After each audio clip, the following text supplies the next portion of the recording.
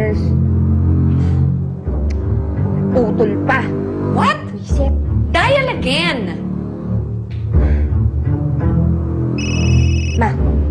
Maestro niya. Si...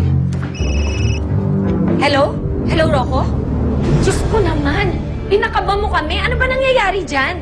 Higpit na security sa ospital. Pero nagawa ko ng plano. Patay na si Amanda. What? Good. Very good. Sigurado ka hindi matitrace back sa amin yan, ha? Pinalabas ko ang aksidente. Dininginan ko ng unan sa mukha. Magaling ka talaga, Rocco. O sige, i-deposit ko na ang balansi ng pera mo tulad ng pinag-usapan natin. Thank you, Rocco. Well, patay na ang lola mo. Nasabi ko na ang pinagagawa niyo. Hindi ka magsisisi sa ginawa mong kooperasyon sa amin. Siguraduhin niyo lang na hindi ako makakasuhan dito. Huwag ka mag-alala, Rocco. Tutupad kami sa pinangako namin sa'yo. Sige na, ayun na yung mga polis. Tara! Amanda, I hope you know what you're doing, huh? Ngayong alam na nila, napatay na ako. Lalabas na ang tunay na kulay na mga yan. Amanda, ito masasabi ko. You're really one dangerous woman. You know what? People don't usually get what they deserve. But this Loretta and Sofia, they will get what they deserve, honey. Ito ang ganti ko.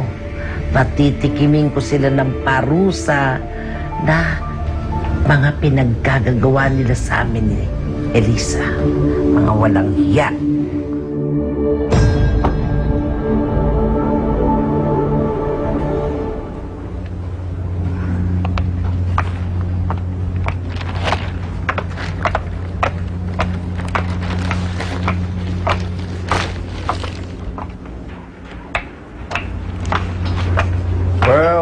Well.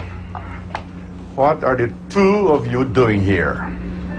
Don Ramon, tumawag kami sa ospital. Ang sabi nila sa amin, may nangyari daw kay Mama. Is she dead yet? Nabigla lang po kami sa nangyari, Lolo.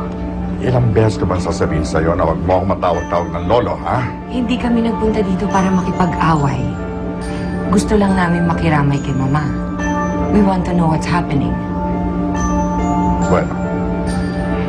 Natagpuan ng mga nurses si Amanda na walang malay. Ang sabi ng doktor, baka dala daw ng komplikasyon. Oh my God. Anyway, inaasikaso na ni Elisa at ni Michael ang lahat. At nakaburol na si Amanda. Kinakabahan ako eh. Alam mo, dapat isumbong na natin sila Tita Loretta at saka si Sofia sa mga pulis. Baka mamaya pumunta ang plano ni Lola eh. Elisa, magtiwala ka lang. Alam ni Lola Amanda yung ginagawa niya. Ano ko ba? Natatakot pa rin ako. Kilala mo naman si Sofia, diba? Kaya niyang gawin lahat. Nasira niya nga ang mga buhay natin eh, diba? Ayokong mayari yun kay Lola. Paano kung pati kay Lola gawin niya rin yun? Ikaw na nga nagsabi. Kilala natin si Sofia. Hindi niya tayo pwedeng lukuhin. Siya. Sila ng mami niya. Dapat sila naman yung may harapan ngayon. Tama si Lola Amanda.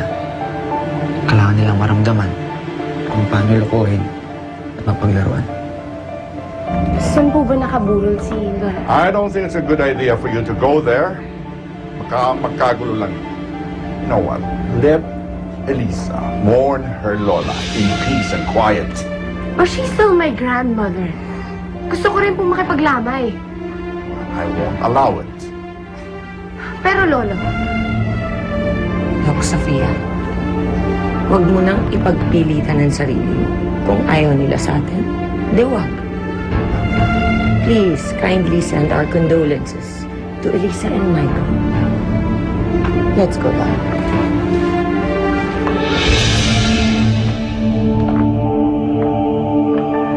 Pagod na ako. Hindi ko alam kung kakayanin ko pa bang lumaban kapag may dumating ulit na gulo. Elisa, nandito na ako ngayon. Magkasama na tayo. Hindi ka na nag-iisa.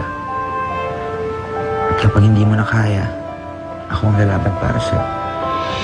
Kapag pagod ka na, pwede ka nang sumandal sa akin, di ba?